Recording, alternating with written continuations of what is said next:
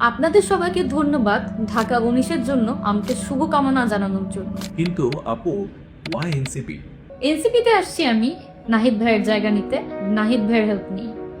That's why NCP. এটা অন্য কোন পার্টিতে পসিবল বলেন? কিন্তু আপনি তো এনসিপি কে অনেক সমালোচনা করেছেন।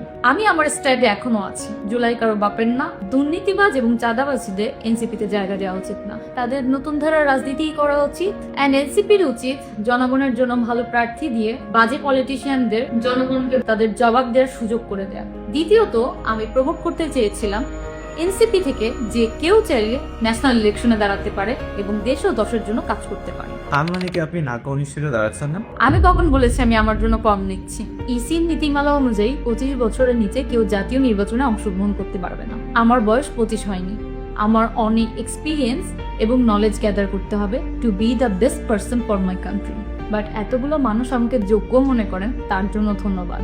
লাস্টলি, আমি একজন যোগ্য প্রার্থীর জন্য ঢাকা 19 থেকে ফর্ম দিয়েছি। দল যদি তাকে নমিনেশন দেয়, আমি নিজে মাঠে থেকে মেক শিওর করব যেন তিনি সংসদে থাকতে পারেন এবং দেশ ও দশের জন্য কাজ করতে পারেন। কারণ যোগ্য প্রার্থীরা সংসদে গেলে জিতে যাব আমরা, জিতে যাবে বাংলাদেশ।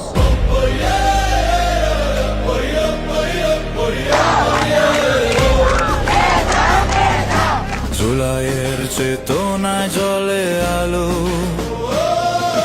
জনতার ডাকে সামনে চলো।